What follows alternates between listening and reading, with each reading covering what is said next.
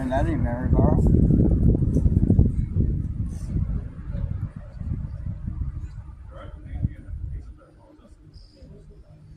The driver seems to be okay.